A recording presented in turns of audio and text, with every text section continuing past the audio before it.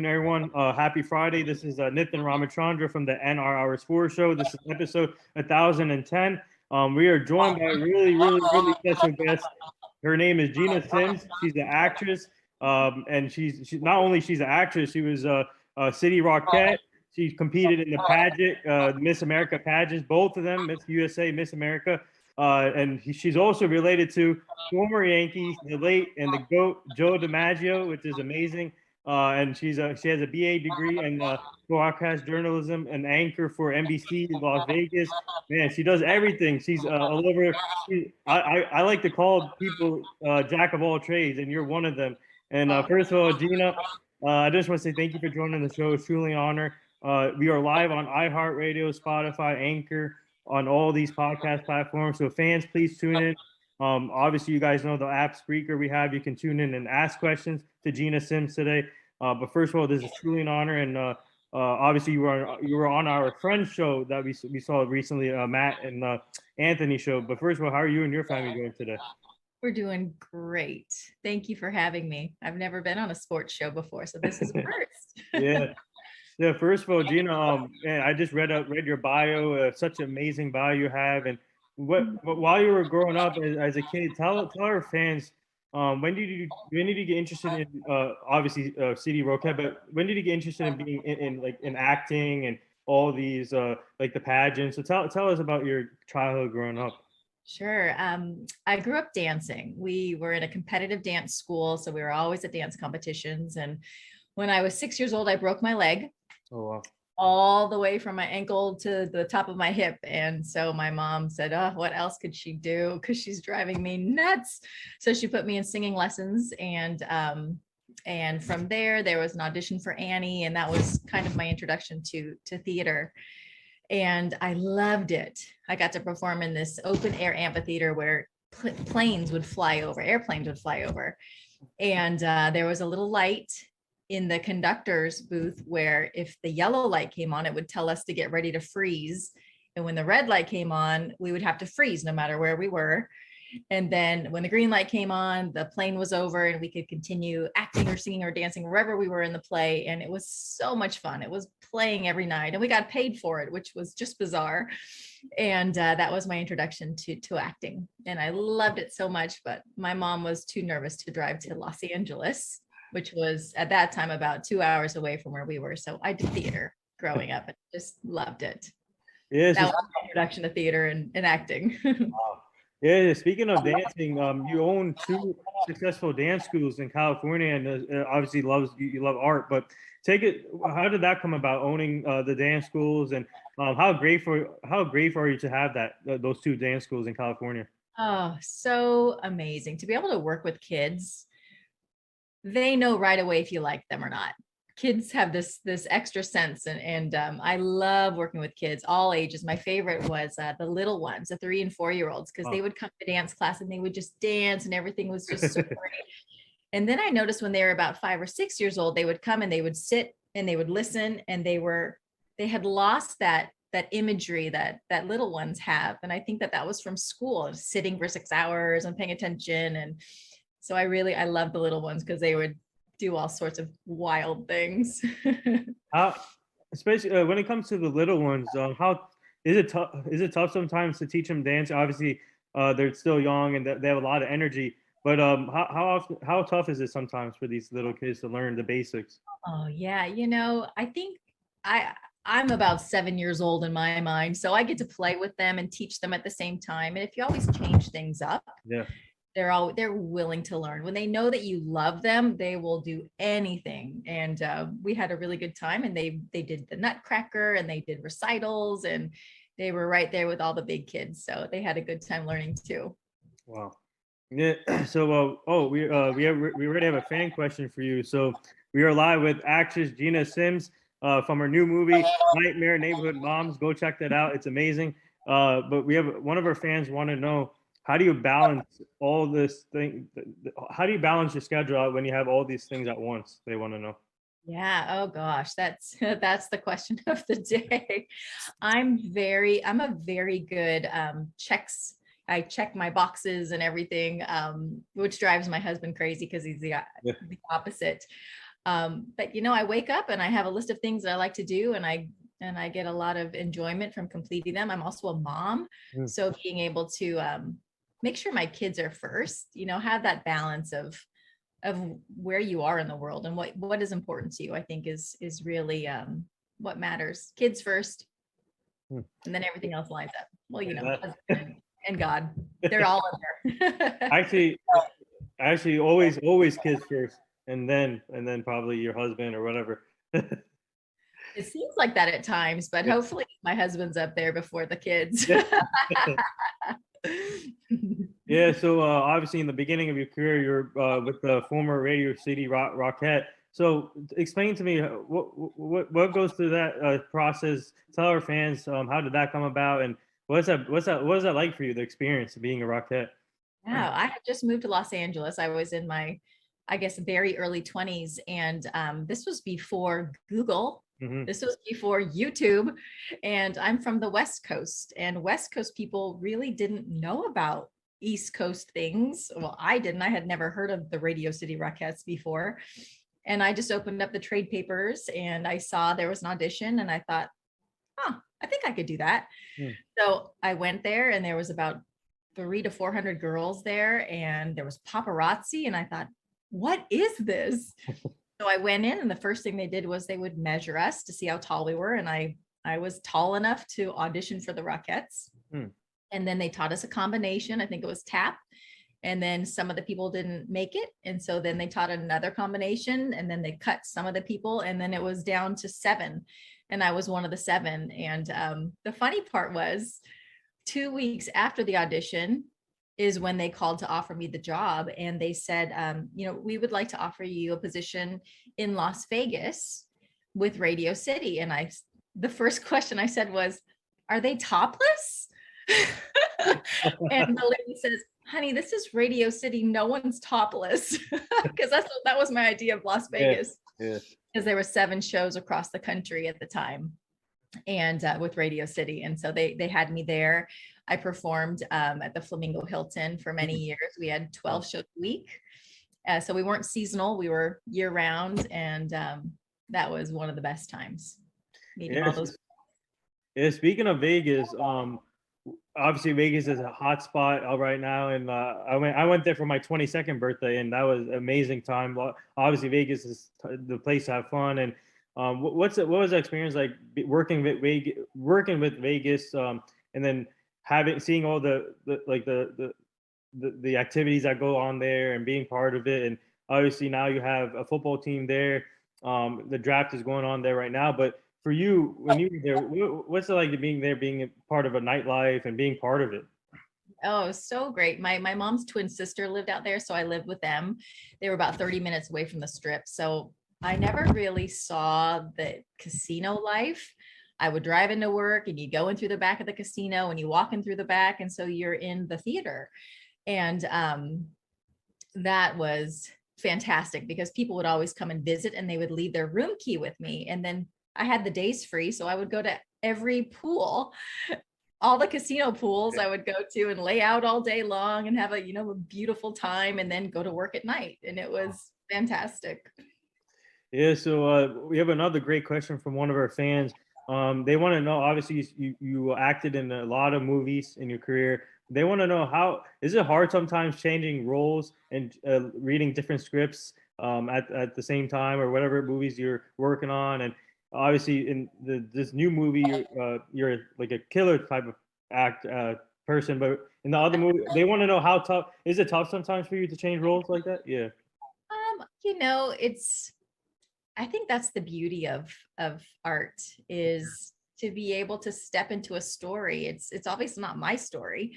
So to be able to see, like, why would I say this? What would make me say this? That's what an actor's job is, to justify the writer's words. So when I did get Nightmare Neighborhood Moms, I was actually working on another film where I was saving the day. I was the mom of the little girl in trouble, and I was the one that found the person who was the bad person and got to get them and be the hero. And so then transitioning to the next one, I think it was more fun because I had to justify all these reasons why somebody would be so angry at somebody else. Hmm. And we've all gone through those things. We all have lived through every emotion. So to be able to pull things and personalize from my own life was really fun and took a long time, but yeah, it was fantastic. Yeah. So what would you say is some of your best moments so far as an actress and all these movies you acted in, and just how grateful are you to be in this position for them to give you an opportunity to be part of their movies? And what would you say some of your best moments are? I think to be able to take a step back and think that any film project or really any art project, it's a collaboration of so many people. Um, the casting director had to find the people to come together, and he looked in Chicago and Los Angeles and New York and Atlanta and found a specific group of people and brought us all together. The guy who played my cousin lived in Atlanta. The guy who played my husband lived in North Carolina. So to be able to meet all these different people and work with them collaboratively, and also the cinematographer, and he can't do his job without the director, and the director can't do his job without the executive producer. So to all come together and to create something, I think that's what I'm most proud of, is that we lived through it and it worked. You look through, you go through the steps and think, wow, how is this all going to come together? And it always does. And that's what the beauty of creating art is. Yeah, so would you say being a former Rockette and obviously competing in these pageants, Miss USA, Miss America pageants, would you say that that made you become a better like actress or a better person in life too? Well, I think what all that has helped me with is mental Yeah. toughness. And I think that athletes, of course, have mental toughness. But going through, forgiving yourself while you're in your lines, or being the ability to move on from a mistake, I think is what sets people into greatness. You look at, I mean, just thinking of the Olympics, where ice skaters, if they fall, they have to forgive themselves and move on, or else if they don't, they live in their head, and then everything is terrible, everything is terrible, everything. So mental toughness is paramount. And that's what I've taken away, I think, from everything. Yeah, so we have another fan question for you. They're a Yankee fan, so they want to know, has your family told you any like stories about Joe DiMaggio, and obviously you're related to him, but they want to know, have they told any like interesting stories about him? Stories? Really, no. Sadly, no. My grandma has passed away. She was a DiMaggio, and yeah, I don't know very many stories, probably just what everybody else knows, but just having that legacy of, wow, I'm related to somebody that had that potential, and was that great. Was he just didn't pass any baseball knowledge onto me, or any greatness onto me, because I have no skills. Yeah, so I gotta ask you. You're a winner of the Price of Right show. That's the best show of all time, in my opinion. Price of Right. I gotta ask you about that. What was that experience like, and what what was your reaction when you won that show? Oh, I had never seen The Price is Right before when I went there. And I think that really helped with everybody being on my side, because when they called my name to come on down, I didn't know what that meant. So I ran to the back of the theater, and you hear Bob Barker saying, "Where's she going?" So finally I came down, I figured out how to price something correctly, and I finally got on stage. I won the big spin, when you spin it and you get it. Yep. I got closest to $1. So I was able to go to the ending part, which I forgot what the grand prize, whatever that is called. And I had no idea how to do it. So the girls, all of her items came up and she priced them. And then it was my turn. And I asked Bob Barker, I said, do I calculate her gifts and my gifts? How does this work? And he was so annoyed with me. He's like, just yours. Just look at your prizes and total up yours. So I had no idea. And the audience helped me, and we all won together. So that was The Price is Right. We all won. Yeah. So what was it like just being on that show, and obviously the fans are there cheering you guys on, and what would you say the best part was on that show for you? I just enjoy the theatrical part of it. Everybody, it looks so great great when the cameras are rolling. And then when the cameras stop, everybody just kind of relaxes and they're just regular people. You know, they're using the bathroom and they're getting their makeup on and they're talking, and then the cameras come on and everything looks perfect again. But I think that's what I really enjoyed, is just the reality of it. The reality check of, yeah, those models are gorgeous, but they're also wearing heels and they have a boatload of makeup on, and they're normal people too. Yeah. So what made you go into broadcast journalism? Obviously, you got a BA degree, and you're part of NBC in Las Vegas. So take us to that process of being a broadcaster too. Yeah, I had just about a year left to finish at school. So I transferred from San Diego State, where I had gone, to UNLV, which is obviously in Las Vegas. And I finished there and I thought, what do I want to finish in? Because I kind of like everything. That's always been my problem. I get into something and I love it and I love it and I love it. And then, oh, this is great too. So I started with journalism and I thought, oh, I got enough credits, I'm going to finish with journalism. And then I got my internship at the NBC affiliate and was able to step into the role of meteorologist. Wow. Which I am not, but they needed a weather anchor. And so I learned how to do all the graphics, and I was able to do that for a little while until I really didn't want to do it because I was not any good at it. And I got so nervous that I would watch the weather station in the middle of the night, and I would write down what they said and I would post it on the sides and I would read it like a script, and I would turn and I would read it because I just had no idea about weather. I was a fraud. And so Miss USA was coming up and I was preparing for that. So I took some time off and I just never went back. I didn't want to do it. maybe you can get away with the weather in Vegas. Obviously, it's nice every day. 85 plus degree weather. You can just let them know 85 every day. There you go. It's just, don't bring your jacket and don't cover up those tomato plants. That's funny. I don't even think you can grow tomatoes out there. Maybe you can, probably in some places in Nevada. Yeah. So speaking of, we have another question from one of our fans. Speaking of pageants, they want to know how do you train for that, and what goes to the process of training for a pageant? They want to know what's the process. Oh, I didn't have anybody to help me. So I kind of learned by just watching, and I learned by failing. I did a few 3 or 4 pageants before I went to Miss Nevada.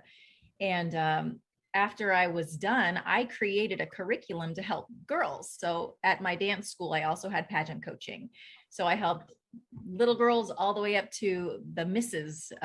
Pageant contestants. And I taught them how to present themselves, and how, when you go into an interview, how to talk and how to not be afraid, and to go in and talk like you already won and thank them for being at your party. Mm-hmm. And how to answer a question on stage, and how to field questions that you don't feel comfortable with. Right. And I really loved it. How to walk in heels. You'd be surprised at how many people can't walk in heels. And how to pick colors that look good with them, and how to do their makeup and their hair. And I love all that girly stuff. So that was, something that I created and helped a lot of people with. Wow. A lot goes into it. Yeah. So there was actually Miss America. There's a couple, I forgot their names, but what's it like seeing all these young women now getting their chances, being trying to be Miss America, getting to their goal? So what's it like seeing that as a fellow woman, seeing other women get the chance now? Oh, it's so much fun. And just to know what they go through, and the interviews that they've had, and the heartaches that they've had. Yeah, a lot goes into it, just like any kind of sports. There's so much that goes into it. You train and train and train, and you don't see any success, and then all of a sudden you see success. And how do you handle that? How do you win gracefully, and how do you lose gracefully? That's always what's important. And what do you learn through it? Life is a process. What are you learning through it? Okay, you didn't win, but what did you learn? What are you not going to do next time? What are you going to do? What are you going to keep with you? What did you learn from someone else? That's life.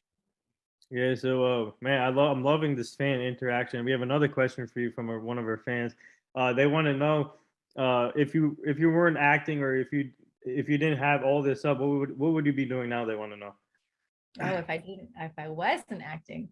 Well, I am working on something now that I just love. And I know that it's such a culmination of everything that I have inside of me. And that is I'm creating an acting curriculum for kids. Okay. And it's going to be launching in about, I think, a month. I'm working with a studio in Los Angeles called Howard Fine. Mm. And he is the OG. He's the original gangster for acting training. Wow. He's taught everybody, most every celebrity you have seen he's worked with.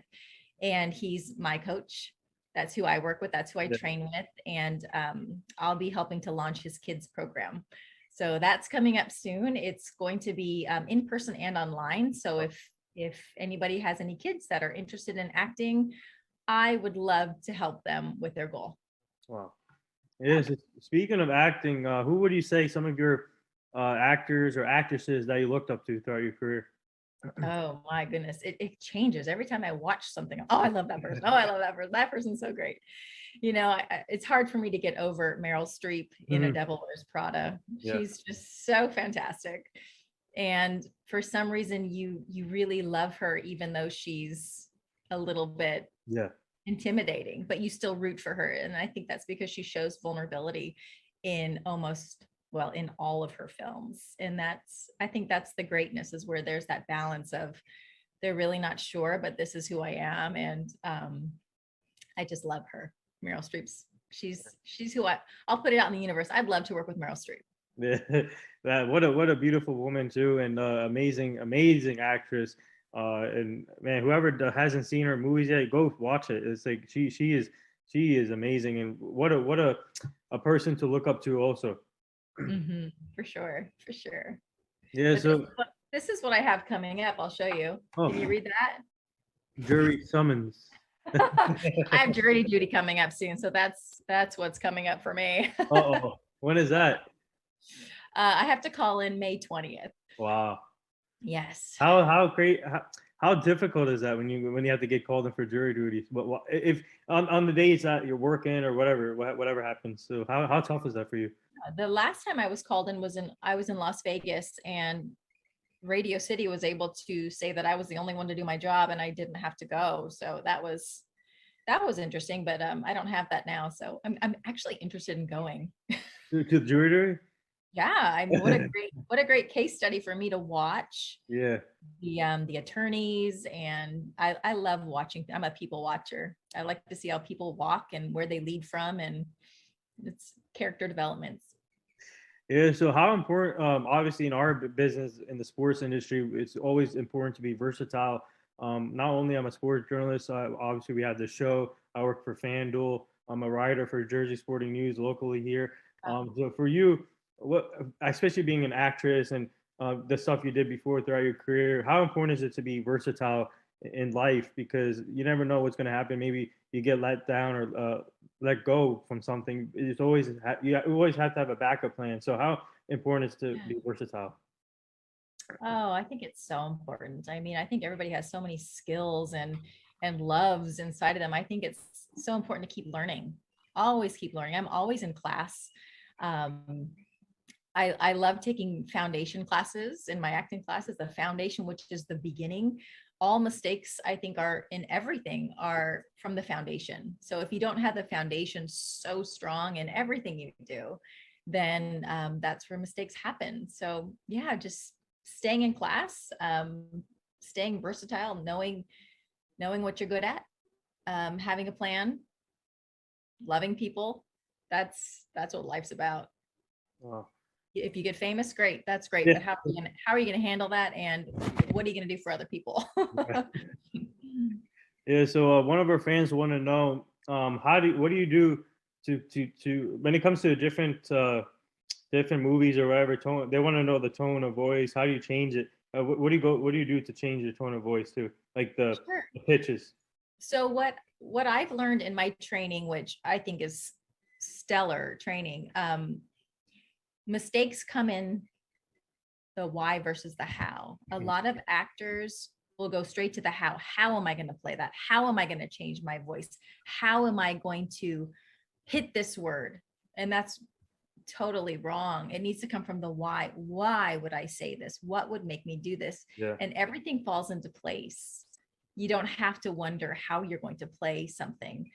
Just in Nightmare Neighborhood Moms, I had really taken in who this character is and personalized who this character is, that when I was delivering my lines, a few times I winked at somebody and I thought, ew, what was that? Like, why am I winking? But that was what the character that I had developed. She was so snarky in winking, and she was just, everybody was just cute.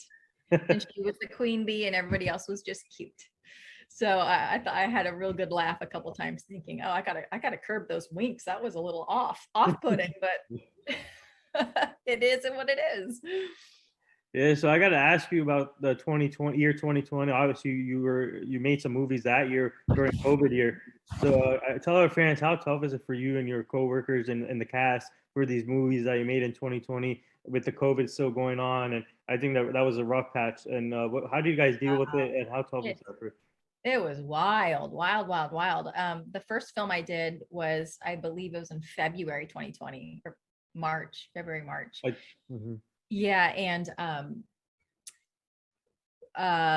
we had to wear these shields, and we had to wear masks in between. And my heart just felt so awful for the hair and makeup people, because they were all masked up with their thing on, and they're carrying everybody's gadgets, and they're trying to fix everybody, and they're just sweating, and it's hot. And then we're allowed to take off our stuff and do our acting, and then as soon as we're done, we put it back. It was just complete theatrical. And I thought, this is ridiculous. If you're going to get sick, you're going to get sick. What is that going to help? Okay, now I'm done. So that, and then the COVID policy was very strict in Los Angeles. Very strict. They kept us apart from each other, and we all had our own little areas, and she would come and measure, and it was wild. And then going to Georgia, it was more relaxed.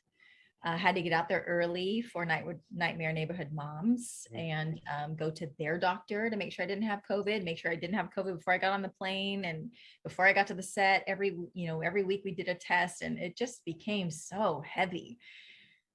But we were able to make art through it, and we were able to create and still be together. So that was helpful. Did you guys have any doubts, or obviously when all the stuff got shut down, and did you guys ever think of shutting down too, or you just told you guys, let's just keep going and see what happens? Nobody was sick through our shooting.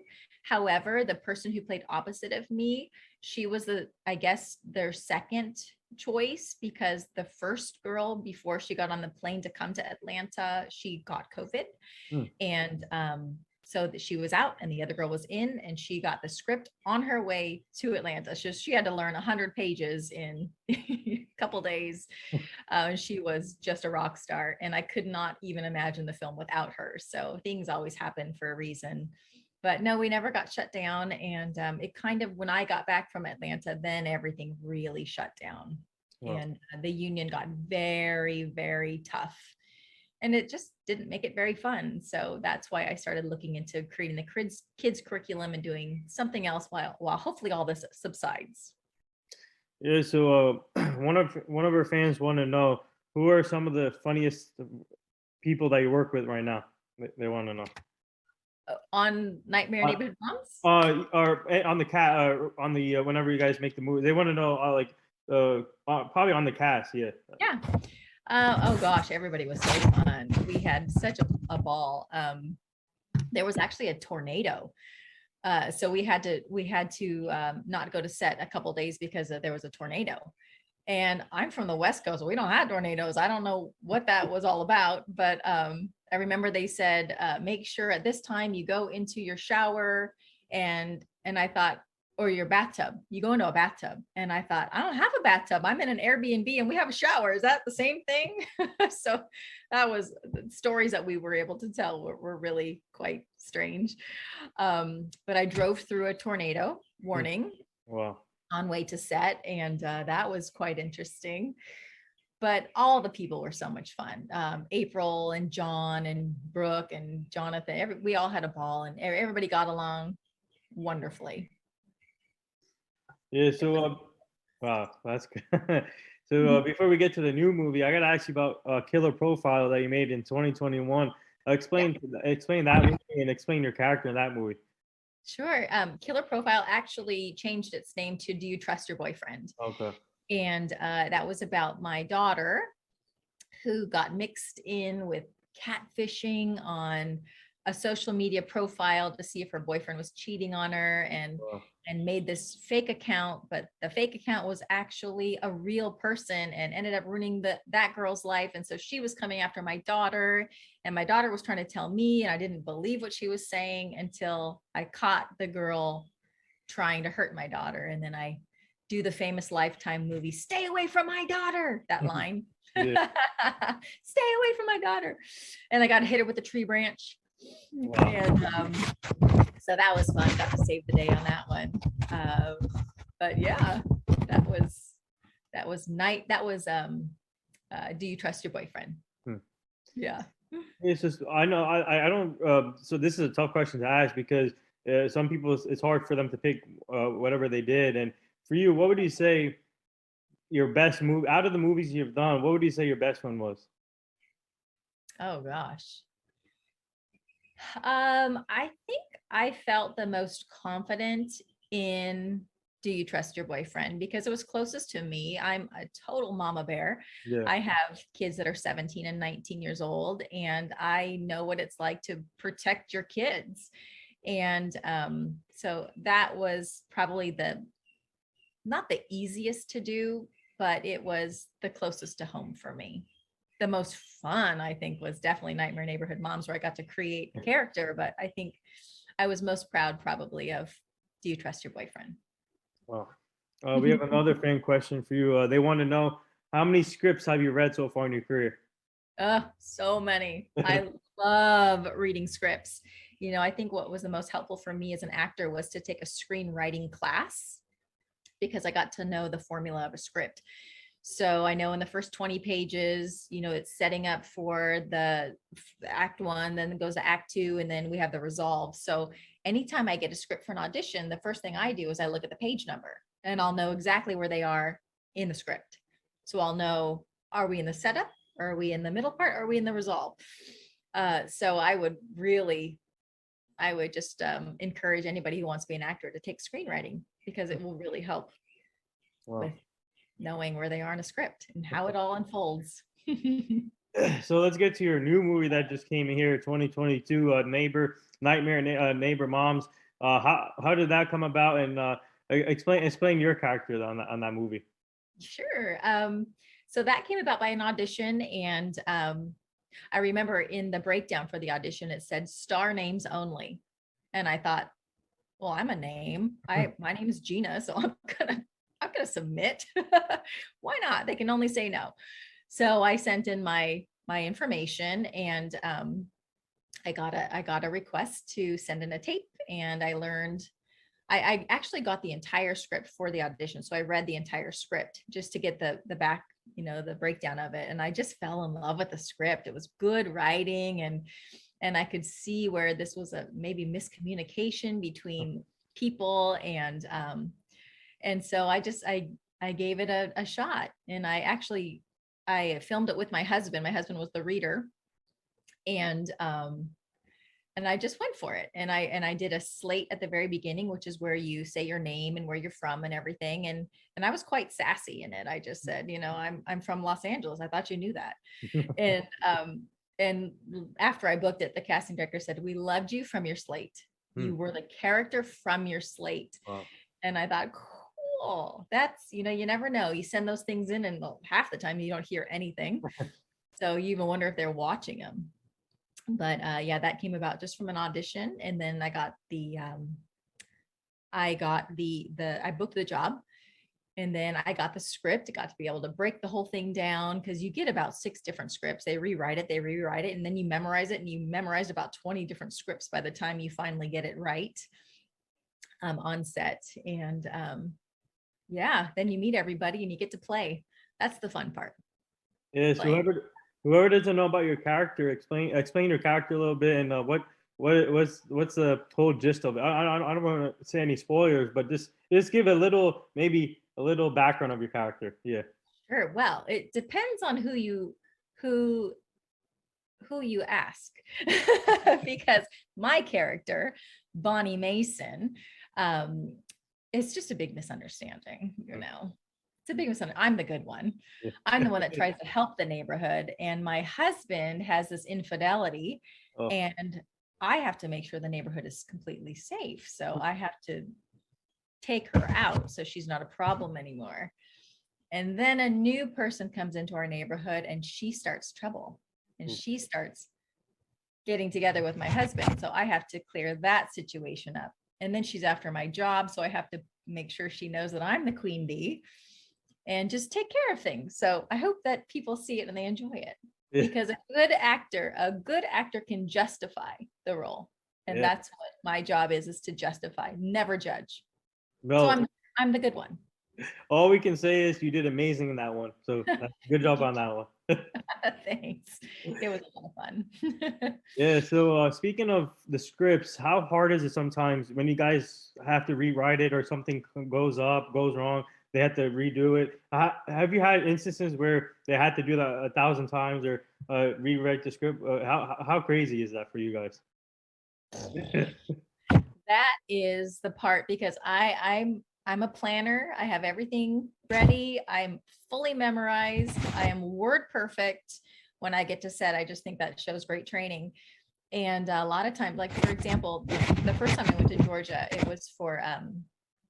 was for a series called The Encounter.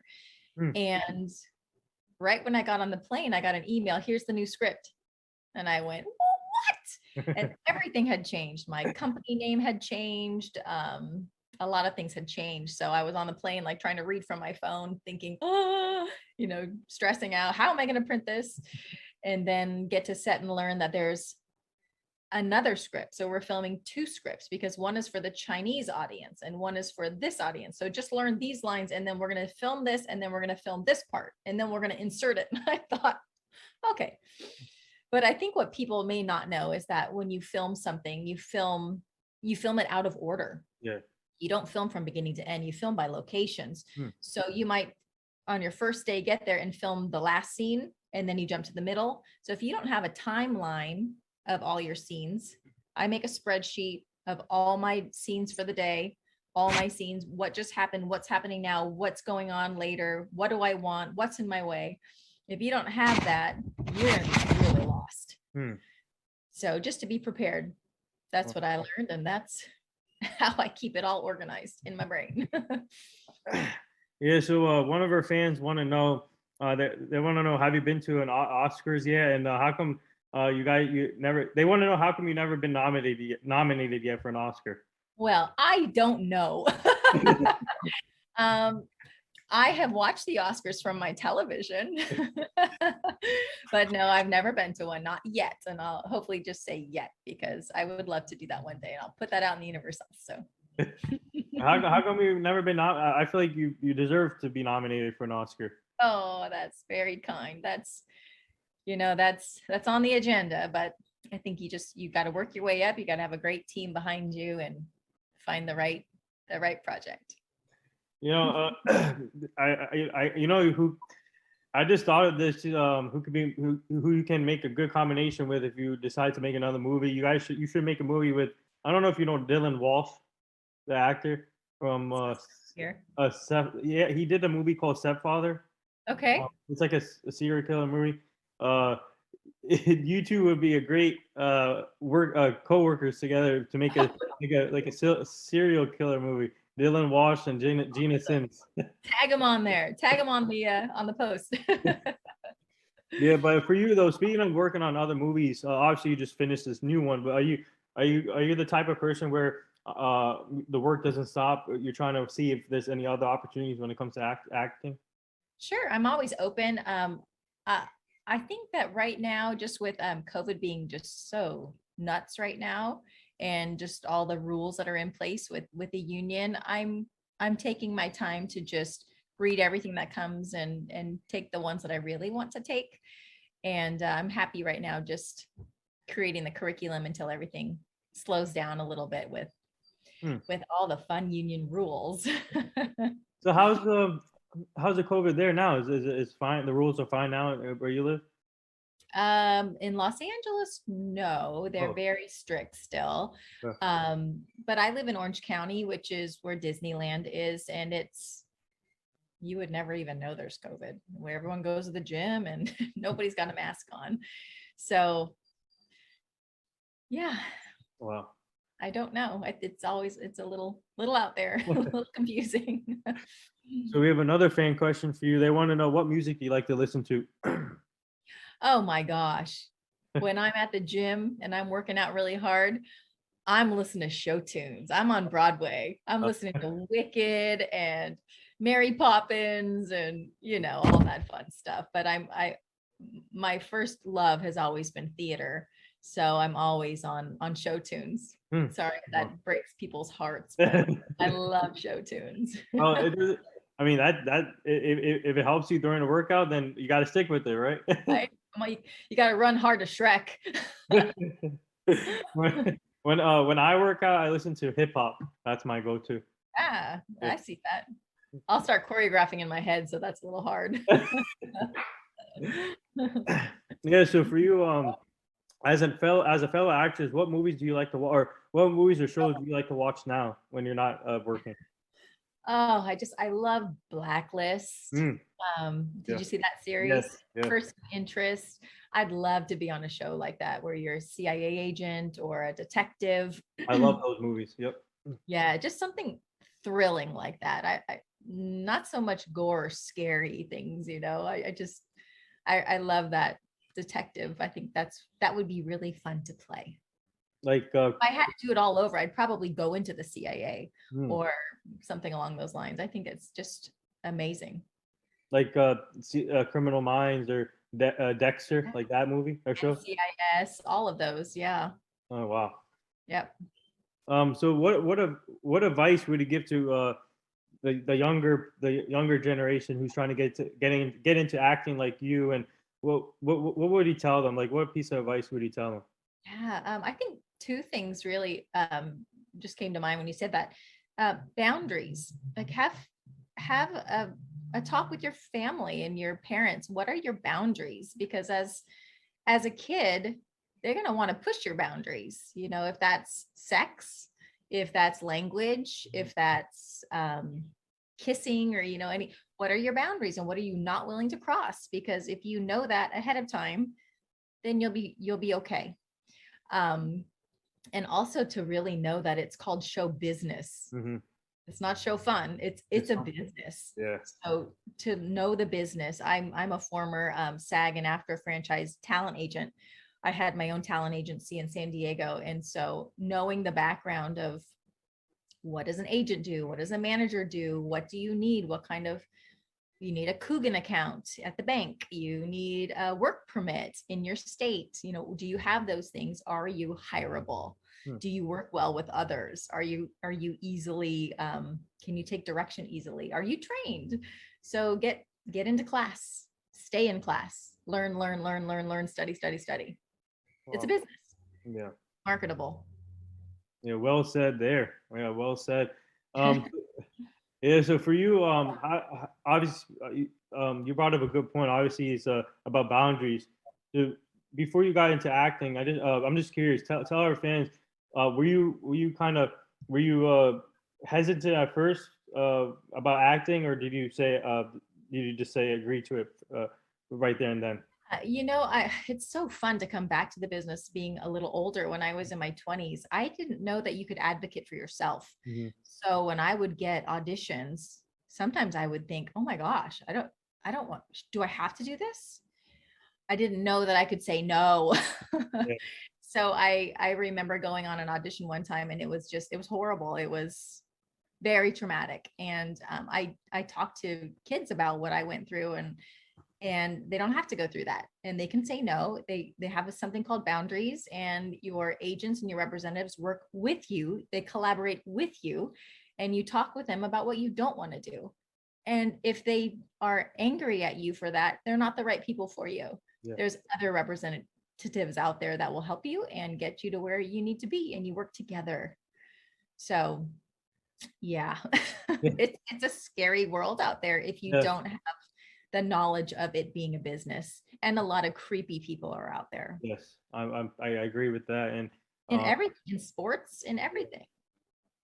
yeah, so this is on our show, we love to recognize the guests' family, because I feel like they're the quarterback of the room too. They make a lot of sacrifices for the, not like in sports, uh to have, for a player to have a long career, it's all about the family, to make a lot of sacrifices for them. So for you, how grateful is it to have your family from behind your back from day one, for you to be able to be an actress and do all the things you do?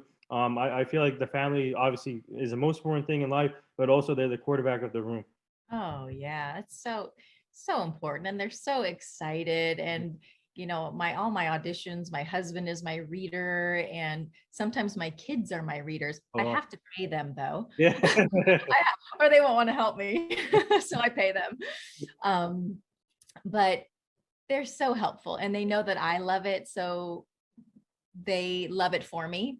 And when I'm gone for a while, they know mom's coming back, and she's probably bringing gifts with her.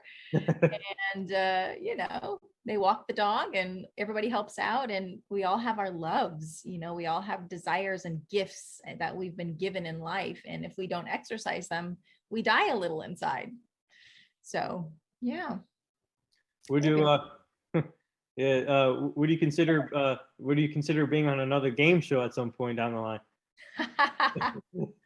Probably not. I don't know.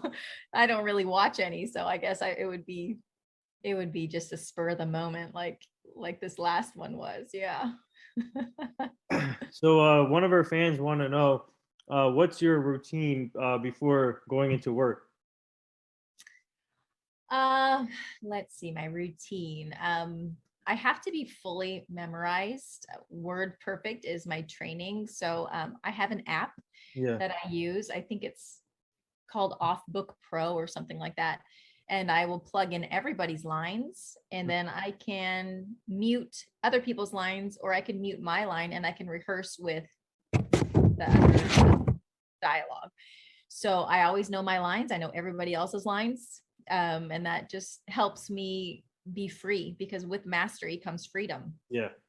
In anything, in sports and everything. So when I'm free from being in line retrieval mode, I'm free to play. Mhm. And I'm free to get what I want in the scene. And I'm free to watch other people and see what I'm getting from them, and if my tactics are working or if they're not working and I need to change. So yeah, that's my, and just having time. Nightmare Neighborhood Moms, there was so much dialogue that at lunchtime, instead of going into lunch and being around other people, I would take my lunch and I would go take a nap. I was so tired. So I would take a nap during lunch, and then I would eat when I didn't have my scenes. And I really took the time for myself to just rest. And I think that's important. Hmm. Yeah. So what do you like about the acting business now? It's growing big time. Obviously, a lot of people want to be actors and actresses, and it's all about diversity now. And now you get to see actors from different countries like India or Africa or whatever. So what's it like? What do you like about the growth of acting now? Oh, it's so exciting. Even the growth of opportunities, which Yeah. is amazing with all these streaming services. And there's so much opportunity for people to get involved. There's a lot of theater out there. There's a lot of television and film and print. And yeah, it's a good time. It's a good time to get involved and work. Yeah, I love it. So now, so now that the Nightmare Neighborhood Moms is out now and everybody can watch it, what are you guys most looking forward to as a cast after completed that movie, and it's like, oof, now finally done? And what are you guys most looking forward to? Most looking forward to this movie? Part two. Yeah. we want a return. We're all on a group text on Instagram. And so we were all talking about that. This could happen and this could happen. And my character didn't die or go to jail. So I could come back. And we're all just, going through how much we enjoyed being with each other and how special that time was. And the directors that we had 2 directors. It was a wife and husband team, and they were both actors. So they really let us play. Every cast is different. Every director works differently, but these people knew that if they just give us a little bit, that we would just go and play. And they allowed us that freedom, which made it so much fun. And they would come in and give suggestions, but they would never tell you how to do it. They would give you a little why, maybe this happens, or let's put this in there. And so it was just a lot of fun. So it'd be great to all get back together and do a sequel. Yeah, you gotta send this to your group now. Yeah, exactly. But yeah, so the last few things here before we let you go, our team is part of this foundation. It's called the Hugh Jackson Foundation. We're trying to help them prevent human trafficking, making sure the community stays safe and the kids stay safe. And it's still horrible out there. And we'll send you the foundation so you can check it out and possibly help out. And because we're trying to prevent human trafficking in a big way. Good. It's very needed. Yeah. Especially in the entertainment world. I mean, we've all heard what's happening, and it's we need good teachers out there, and we need good people around kids. So yeah, I'd love to check it out. Yeah. So before we get to the last thing, is your kids into acting too, or something different? Yeah, they started in there. Yeah, my youngest has done commercials, and he was on Johnson's & Johnson's commercials and GE commercial. And my older son was on General Hospital for a long time. Oh wow. So that was fun to be set mom, watching him do something that I wanted to do. But they're growing up and they're into other things, and they might return sometime, but they're part of the union and they always will be. So they could always jump back in and when they want to, or if they ever want to, but as of now, no, they're not. The last thing here, would you like to say anything to all the nurses, doctors, and all the center workers right now? Oh my gosh. Talk about being heroes. Thank you. Thank you for what you do, and the dedication and the love that you put into sometimes a very loveless job. You don't feel appreciated, but that they're very appreciated. Yeah. And I lost my sister to COVID last year. Oh wow. And I what they go through and what they see is just horrendous. And I hope that they have someone to talk to, because it's, everybody needs to talk. Yeah, like we said earlier, they need a pay raise. She needs a pay raise, and the other nurses need a pay raise. Absolutely. And gosh, time off, vacation paid off for sure. Yeah. Sorry for they're appreciated. To know that they're appreciated from outside is just something that I'd like to say. Yeah, sorry for your loss, by the way. Oh, thank you. Yeah. So before we close this out, would you like to tell our fans where they can find you and on your social media and where they can find the new movie? Yeah, sure. Lifetime has both Nightmare Neighborhood Moms and Do You Trust Your Boyfriend? You can also find it, I believe, on Amazon Prime, probably on YouTube. Somebody's put it up there, so you might want to check that. And socials, I'm always on Instagram, Gina__Sims, SIMMS, and Facebook, I'm on there, but that's just for the old people. Hey. But it airs every Friday, right? This one, the Nightmare. It aired, I believe, a couple weeks ago, but it comes on often. Oh, okay. So I would just check Lifetime.com, I think it is. Yeah, so fans, you heard it there. Go check out Nightmare Neighborhood Moms. This wraps up episode 1010 with the talented, amazing, beautiful actress Gina Sims. Go follow her on Instagram. Man, she's amazing. Like I said, what a great career so far. Amazing bio. Go check her out. And Gina, I just want to say thank you for joining the show today. It's truly an honor. And Thank you to our fans for tuning in and asking great questions to Gina too. We would love to have you back on the show at some point so you can meet the full team. But keep up the great work, and you're such an inspiration in the acting business. And like I said, you deserve an Oscar award. So please, someone contact Gina right now. Gina Sims. She deserves an award right now. All right. But thank you again. This was amazing. Thank you for having me. It's great. Anytime.